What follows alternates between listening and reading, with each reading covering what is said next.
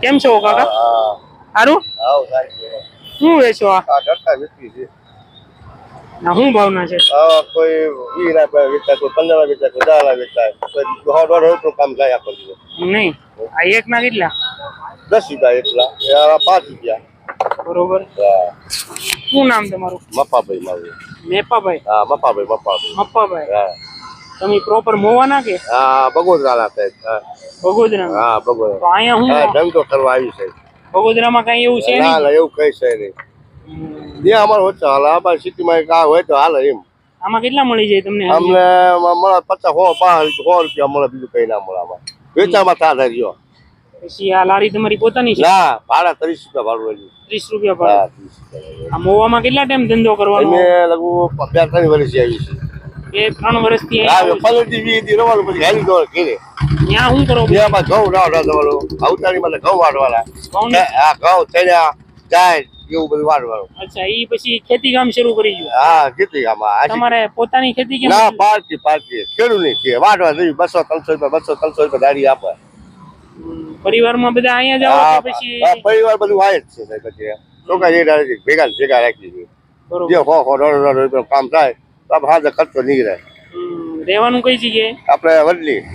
હા, ઠીક છે. અને તમારું કાયમ નું ટૂંકમાં આ જ કામ? હા, બરોબર છે. આમાં 100-150 મળે, એમાં તમારું ગુજરાન હાલ્યા કરે. અને લારી નું રોજે 30 રૂપિયા ભાડું ભરી દેવાનું? રોજ આપી દેવાનું, રોકડું. આ ડટા જાય એક વાળા. આ મોવાની અંદર આવા ડટ્ટા બધા બહુ વેચે, તો એટલા બધા હાલતા છે? હાલે કોક હાલે, એવું હાલે. રેકડી ઓછી હોય તો હાલે, રેકડી જાજી હોય તો ના હાલે, એવું.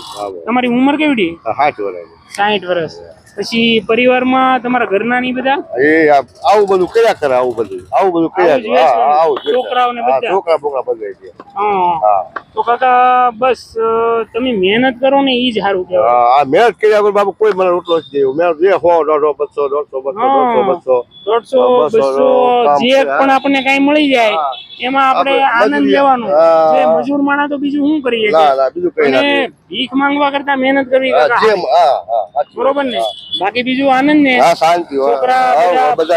બધા કામ ધંધા કરાવવા 100-150 છોકરા લાયા. લારી નું ભાડું રોજ આપી દેવાનું? રોજ રોકડું ભાડું 30 રૂપિયા ભાડું. રોકડે 30 રૂપિયા ભાડું.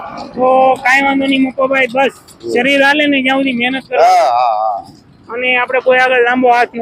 એ વાત સાચી તમારી કેવી છે. હા, એ વાત તમારી સાચી. પછી સીઝન તમારા ઘઉંની ઘઉંની અમારે ઉતારી મહિનામાં વાત થાય ને એ બધા દાડિયા સડી જવાનું. મજૂરી જતું. એમાં શું મજૂરી આપે? 200-300 200-250 રૂપિયા આપે. એટલે ઈ કામ શરૂ.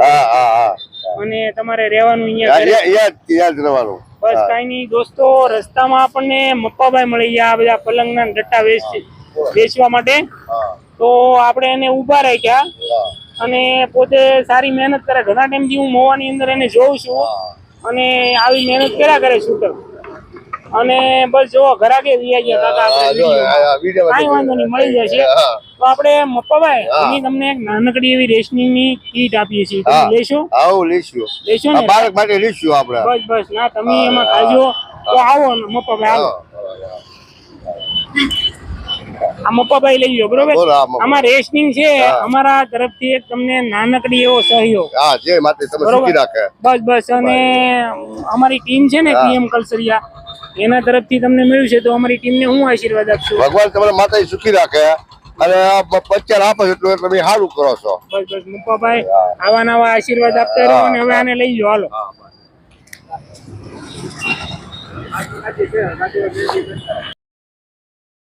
બસ મપ્પાભાઈ, તો મહેનત કરતા રહો. બરોબર ને? બીજું કઈ? શાંતિ હો બાપુ. બસ આવજો અને મળતા રહીશું અને મહેનત કરજો. મહેનત કરવી જ છે. તો દોસ્તો, આવી રીતના આપણને રોડ રસ્તા ઉપર મહેનત મજૂરી કરતા લોકો મળતા હોય તો આપણે એને નાની એવી અમથી કાંઈ પણ આર્થિક રીતે સહયોગ કરી તો એ લોકો પણ રાજી રહે.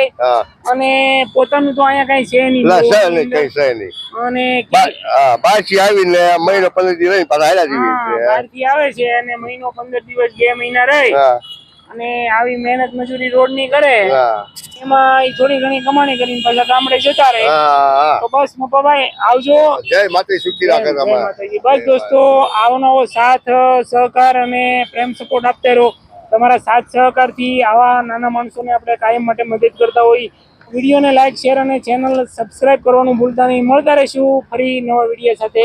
ત્યાં સુધી આવજો અને તમારું ધ્યાન રાખજો.